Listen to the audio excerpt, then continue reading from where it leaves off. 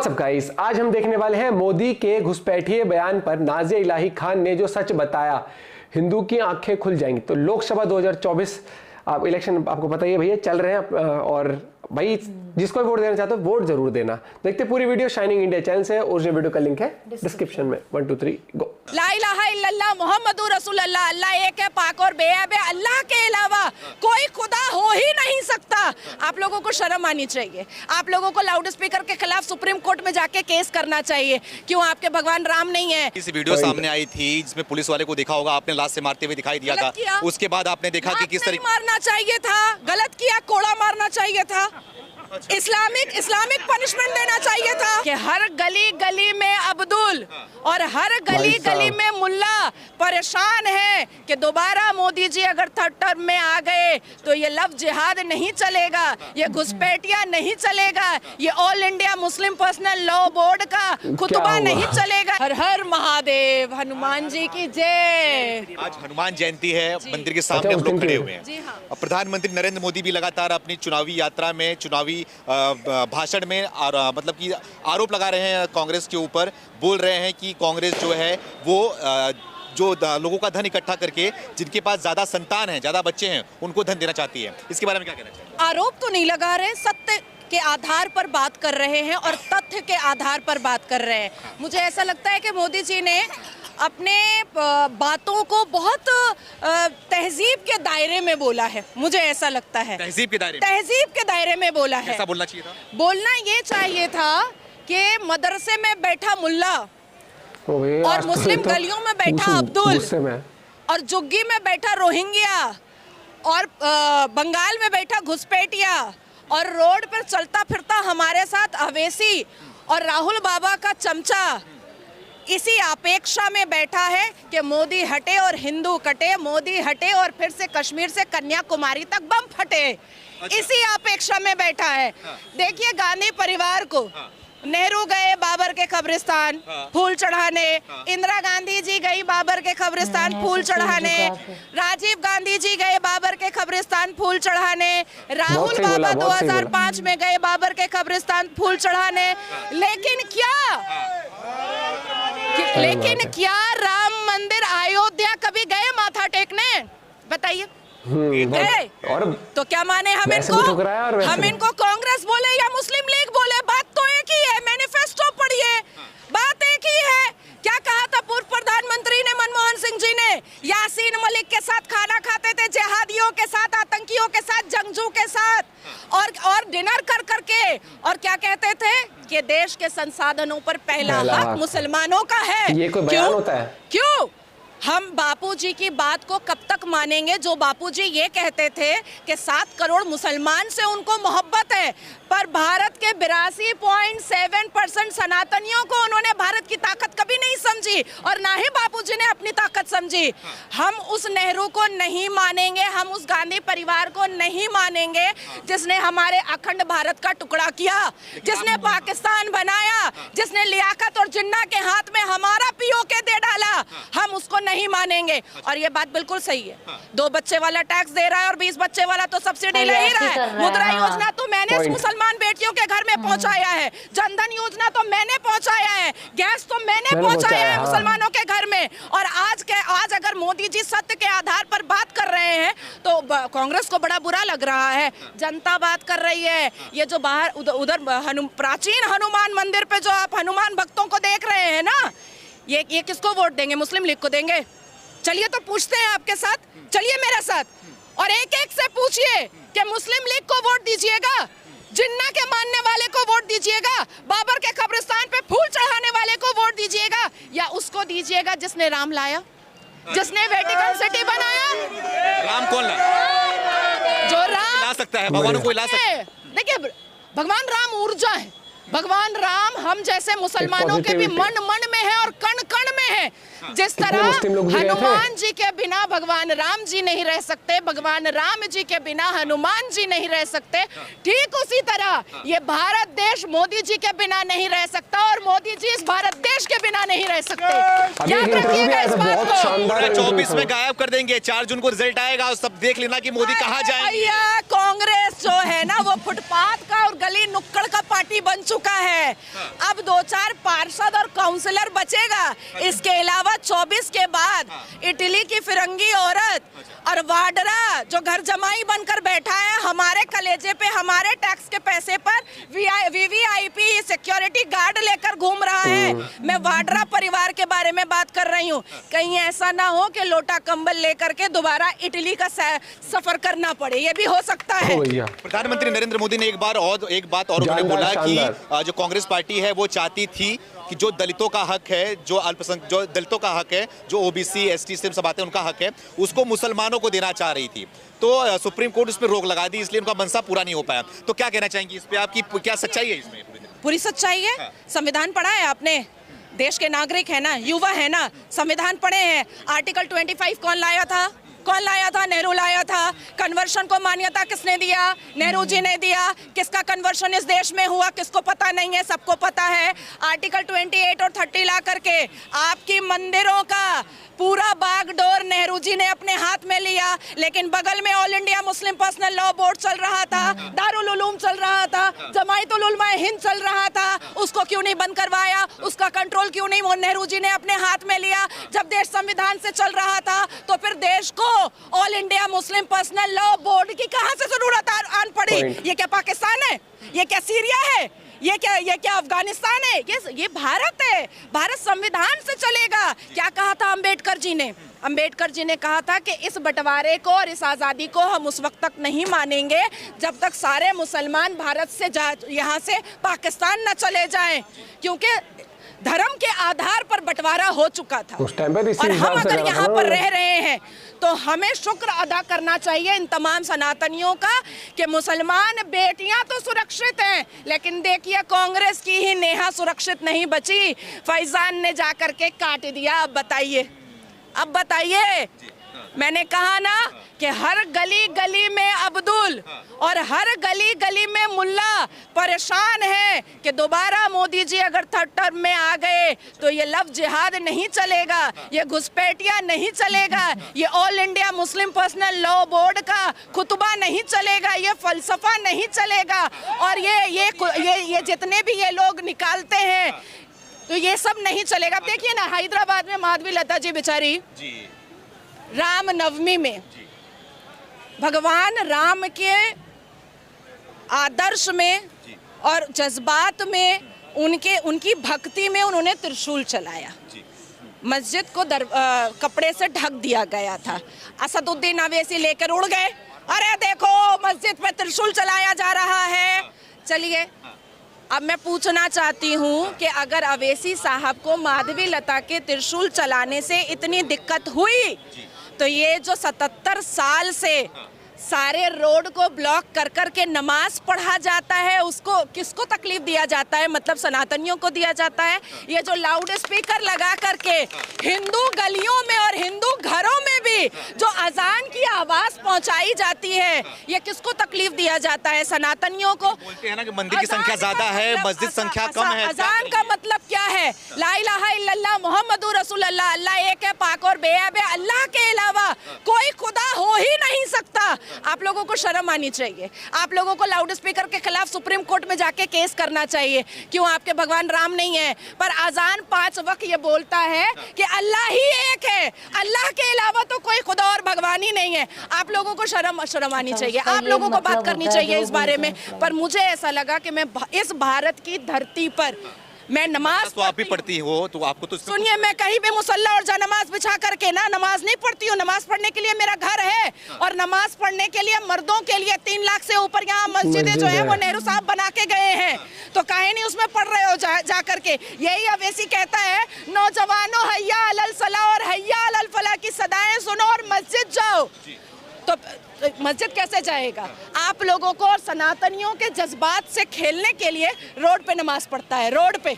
इन लोगों को कोड़े मारने चाहिए जैसे अरब में मारा जाता है। इन लोगों को जेल बंदी कराना चाहिए जैसे अरब में कराया जाता है। कानून सख्त होना चाहिए और मुसलमानों से खड़े होकर के पूछना चाहिए, इस्लाम मानोगे या संविधान मानोगे? दिल्ली से वीडियो सामने आई थी जिसमें पुलिस वाले को देखा होगा आपने, लाश से मारते हुए दिखाई दिया गलत किया। था। उसके बाद आपने देखा कि किस तरीके मारना चाहिए था, गलत किया, कोड़ा मारना चाहिए था, इस्लामिक पनिशमेंट देना चाहिए था, गलत किया। लात काहे मारेगा? मुसलमान को लात काहे मारेगा? कोड़ा मारेगा गलती करेगा तो इस्लाम के हिसाब से जो पनिशमेंट और जो सजा इस्लाम में मुकर्रर किया गया है, अल कुरान में मुकर्रर किया गया है, उसी को बोला जाएगा। उसी को अभी आप मेरे को गंदी नजर से देखेंगे तो आपको मैं ईफ टीजिंग के केस में मैं जेल भेजवाऊंगी। लेकिन अगर आप सुमित नहीं, आप मुसलमान होते, आप कोई अब्दुल होते, आप राशिद होते, आप सलीम होते, आप मेरे को गंदी नजर से देखते तो सीख लेकर के मैं आपका आंख निकाल देती। ये है इस्लामिक पनिशमेंट। होता तो नहीं है कहीं इस्लाम को मानने वाले ऐसा नहीं करते हैं? तो ये जाली मुसलमान है सब, ये जाली मुसलमान है, ये लोग असली मुसलमान नहीं है। ये टुकड़े टुकड़े गैंग हो करके आप लोगों का जो पेशेंस है ना, पोलाइट नेचर है ना, ह्यूमैनिटी को आप लोग आगे रखते हैं ना, उसी से खेल रहा है। 5 टाइम की नमाजी होते हैं, नकली कैसे हो जाएंगे?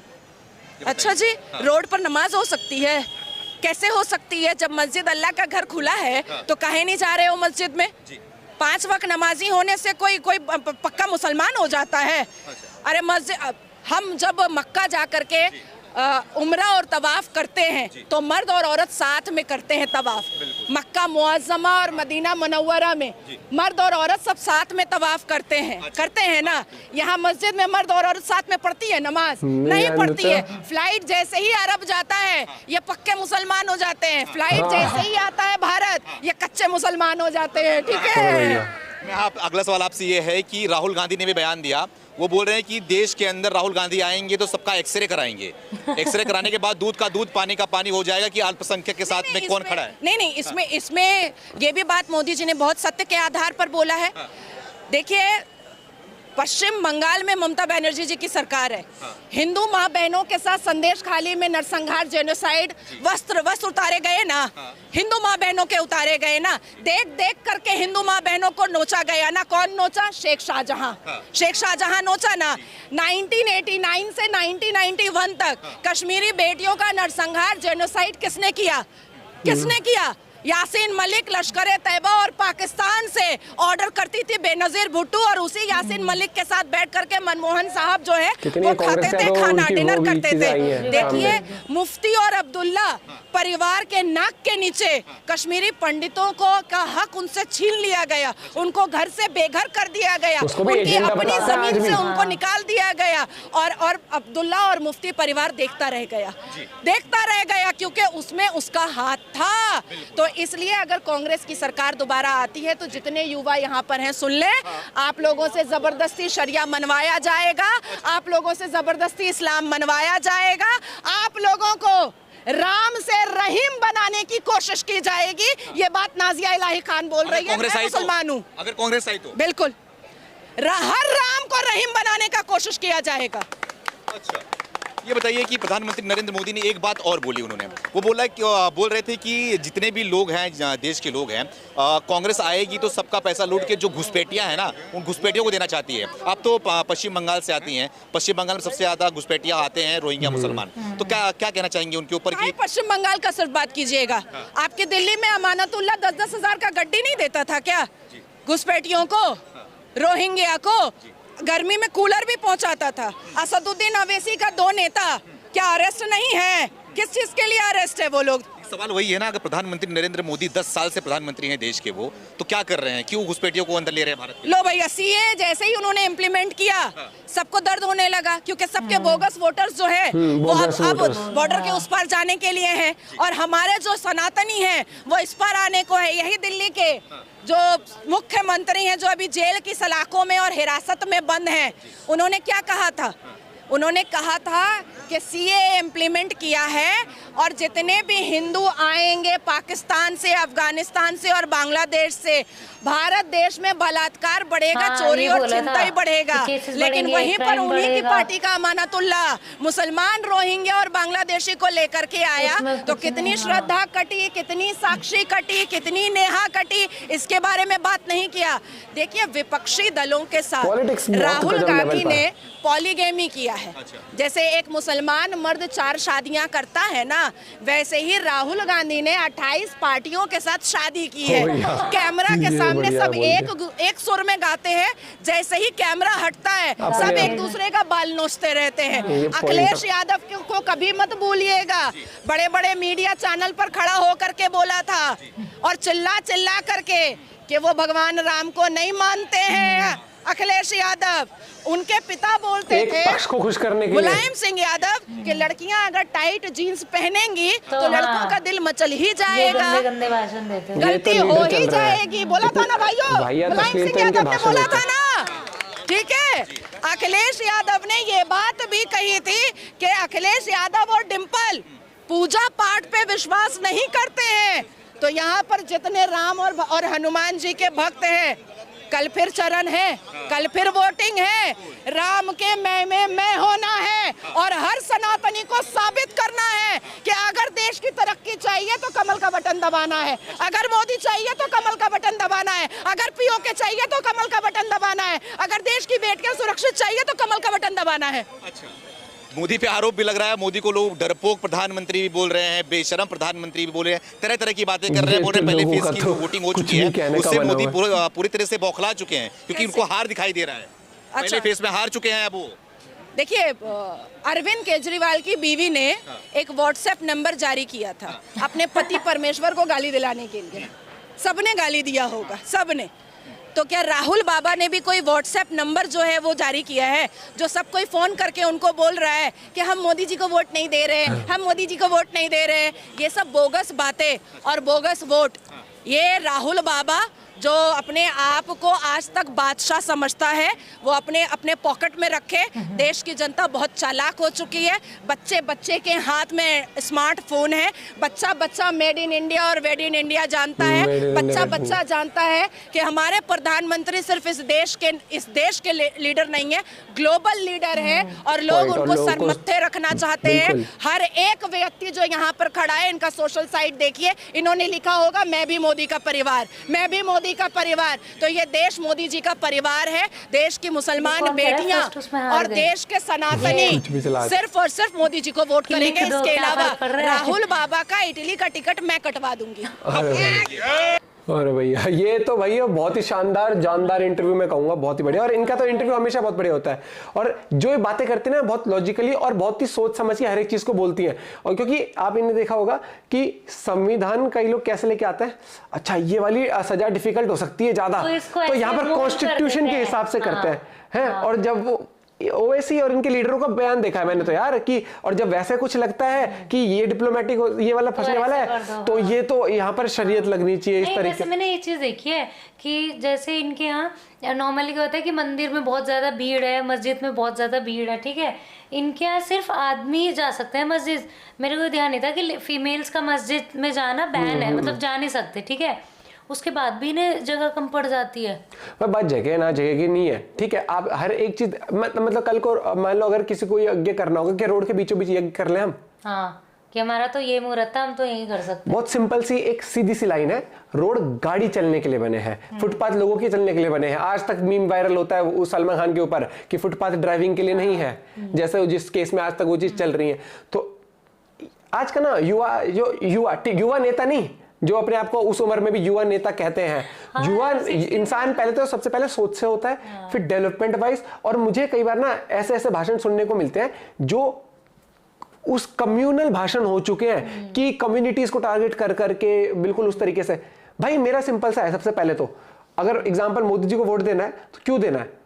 आप ग्लोबल लीडर की पहचान देखो, आप इंडिया की पहचान देखो। बड़े से बड़ा लीडर आके पीछे से गले मिलता है। पाकिस्तान वाली हालत नहीं है कि कोने में खड़े कर देते उनके प्राइम मिनिस्टर को, फोटो के लिए भी कोई पूछता नहीं है। और पहले अपने इंडिया की मैं बात करूं, बुरी लगती होगी लगेगी, लेकिन इंडिया की रिस्पेक्ट बिल्कुल उस तरीके की नहीं थी भैया। इतना कमजोर आका जाता था, कोई भी आके कुछ भी किया जाता था। आज इंडिया पे कोई अगर सैंक्शन लगाने की बात करता ना, इंडिया कहता लगा जा, देखी जाएगी। हमारे लोगों के वो भाषण याद है मुझे, जब रशिया और यूक्रेन वाले उस मुद्दे पर ये कहा गया था कि इंडिया ने अगर तेल लिया रशिया से तो सैंक्शन लगेंगे, ठीक है। मोदी ने क्या कहा होगा, मेरे लिए मेरे देश के लोग पहले इंपॉर्टेंट हैं, तो उनको अगर सस्ता कहीं से मिलेगा तो वहां से लाएंगे। और जो लोग महंगाई की बात करते हैं इस भारत में बैठ के, तो ये समझ लो रशिया जिस रेट पर पहले जिस रेट पर रशिया तेल देता था उस रेट पर आपको उस टाइम पर मिलता था, अब जिस रेट पे देगा तो उस रेट के हिसाब से मिलेगा, ठीक है। और एक भाषण मुझे नहीं समझ आया भैया, बाकी तो छोड़ ही दो, कि आजकल के जो युवा हैं जो फेसबुक इंस्टाग्राम चला रहे हैं, ठीक है, इंस्टाग्राम चला रहे हैं इंट्रोड्यूस करते हुए, तो उनके खटाखट 8,000 रुपए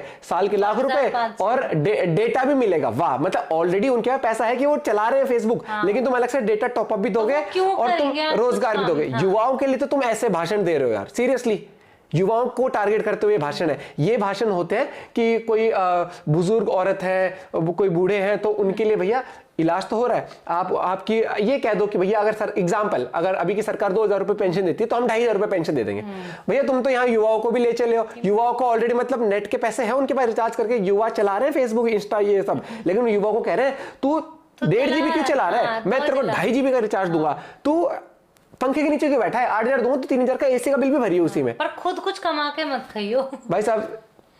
ये चीज होती है। और किस तरीके से जो लोग कह देते हैं ना ब्रेन वॉश हो रहा है, अंधभक्त हो रहा है, तो एक बार लॉजिक और इलॉजिक में जाके और अपने देश का डेवलपमेंट पहले भी देखना, अब भी देखना, कितने स्कैम तब हुए थे, कितने स्कैम अब हुए, किस तरीके से देश चल रहा है, कि क्या ये मोदी जी की मत इमेज लेना, ये लेना कि जो देश का प्राइम मिनिस्टर है, आप वहां पर मोदी जी को नाम मत लो, प्राइम मिनिस्टर जो इंडिया का है उसकी आज क्या इज्जत है, वो कितना स्ट्रांग है पूरी दुनिया में, और वो भारत स्ट्रांग बन रहा है उस वजह से, ठीक है। ये चीज समझो।